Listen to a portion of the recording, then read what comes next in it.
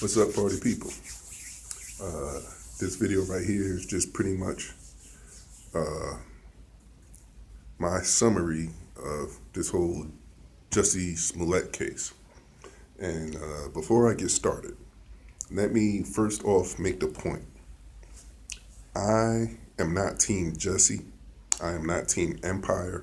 I am not Team Chicago PD. I am not Team anybody, okay? I am looking at this case from a completely neutral point of view. Okay, I am looking at the aesthetics of the case, just from the way it looks.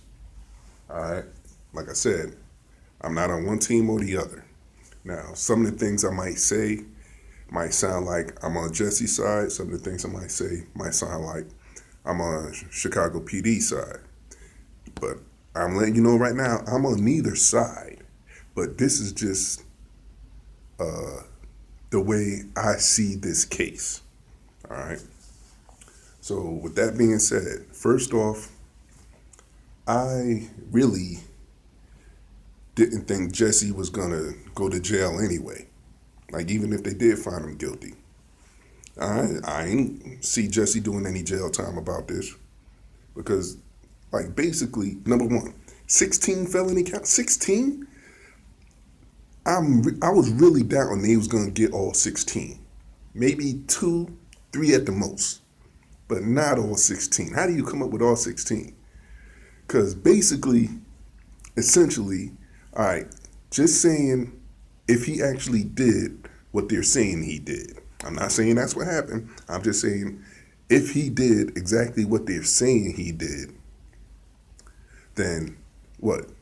He paid some people to beat himself up, and then he made a false report and went on TV and lied. That's basically what he did.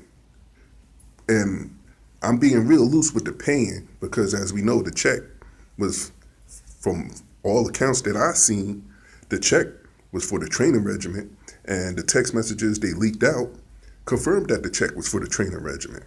So I don't know for a fact if Jussie paid anybody anything.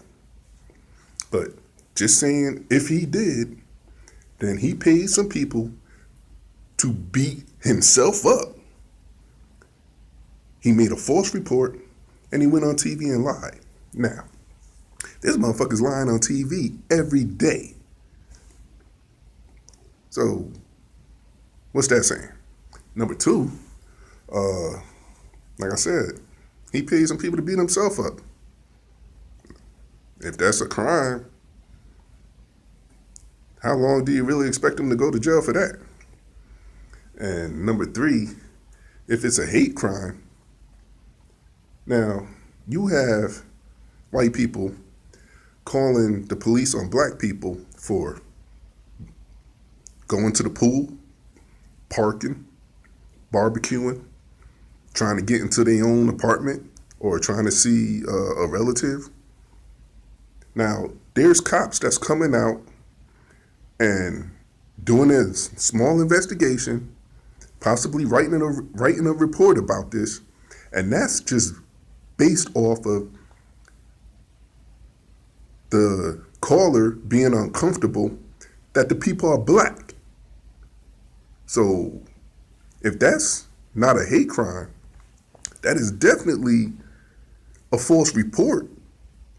Because how can you really call the cops on somebody that everybody's doing it, but you just don't like these black people doing it? But ain't none of these people got 16 felony charges on them.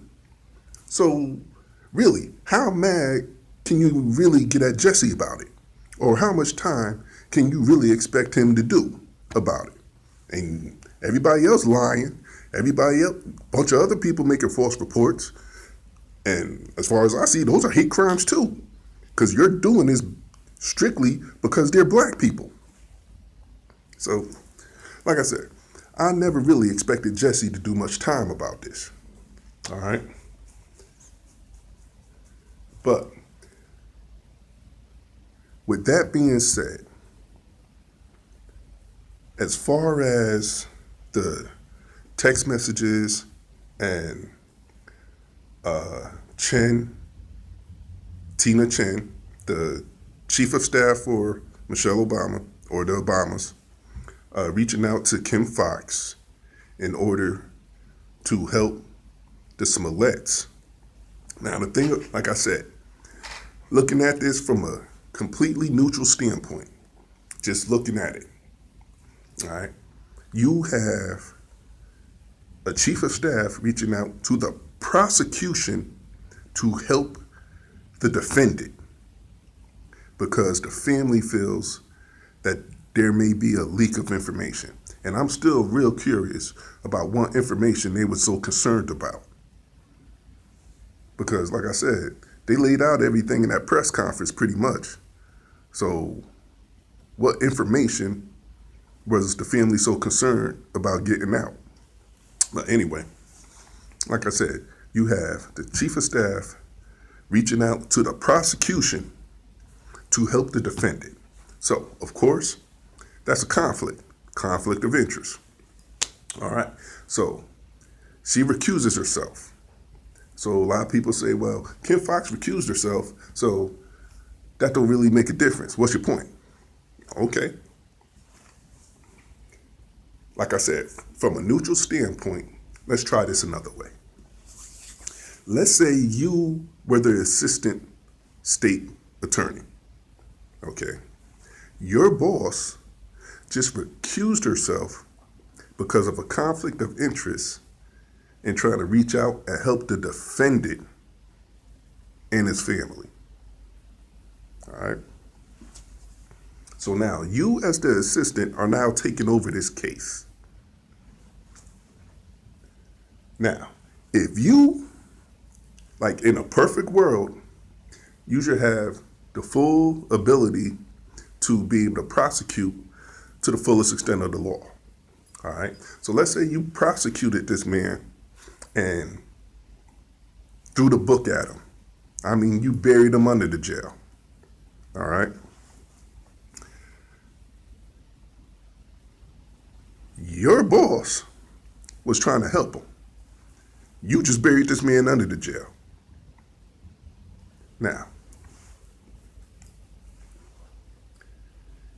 in any other professional setting, if you go against your boss or you go over your boss's head,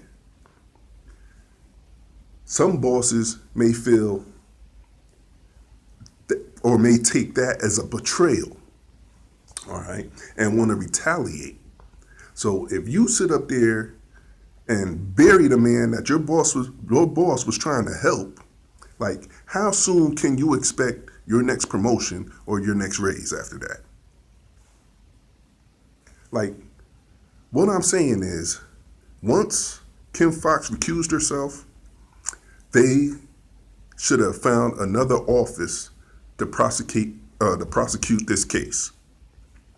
Because once she recused herself because of a conflict of interest, the rest of her office, to me, is a liability. Because who's going to go against the boss? Who's going to want to go against the boss?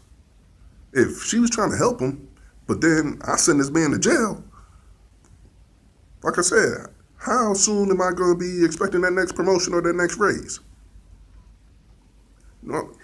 And like I said, in a perfect world, because we all know, well, I don't know if all y'all know. If you don't know, God bless you. If you ain't experienced it or know somebody that experienced it, God bless you.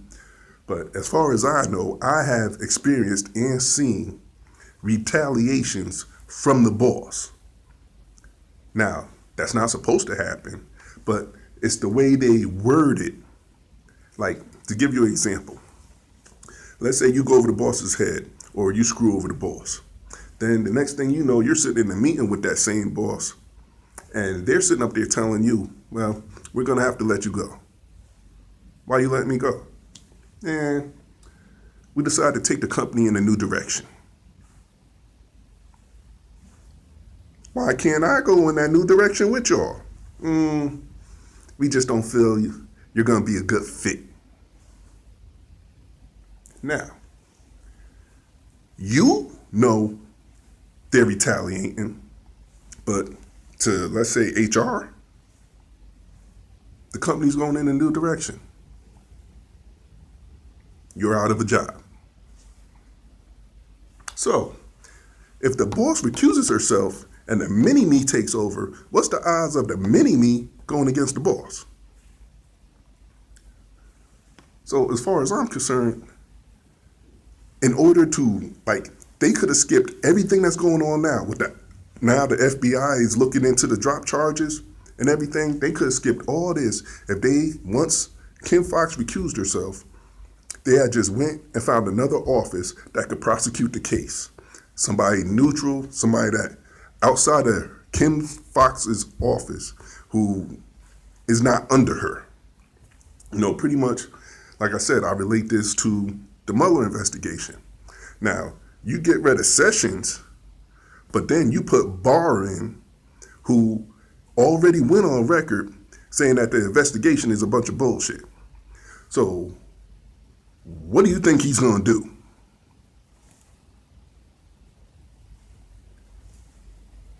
There was no improvement to that situation. All right. So back to the subject.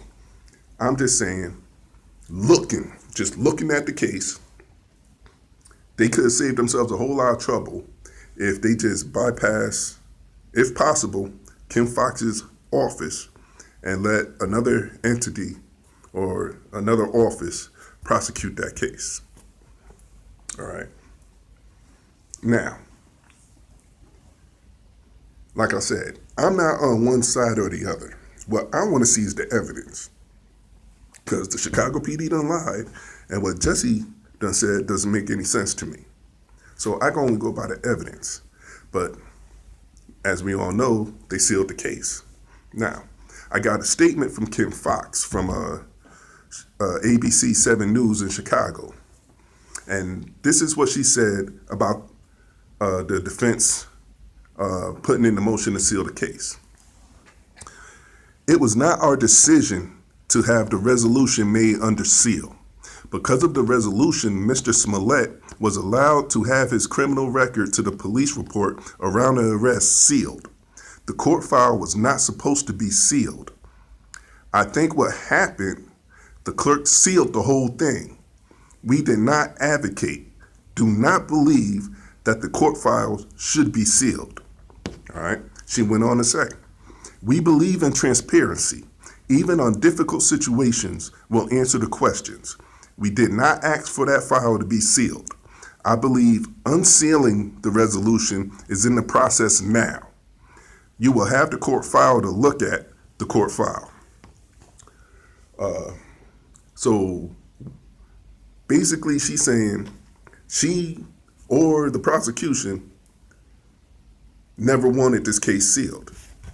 For whatever reason, either the defense put that motion in on the sly, or the court clerk just did it for whatever reason. But she's saying it was inadvertently sealed.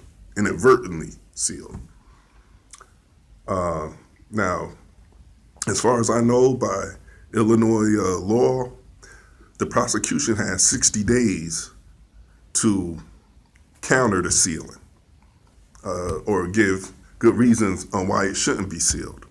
Because as far as I know, they put in to have the case sealed, but they didn't put in to have his record expunged yet. All right, the case is sealed, but as far as I know, the last I looked, they did not put in for Jussie Smollett's record to be expunged yet. So how all that happened, I don't know. But like I said, they could have saved themselves a whole lot of trouble if they had just, once Kim Foxx was found in conflict of interest, they should have just went to another party and let them prosecute the case. But right now, as we have it,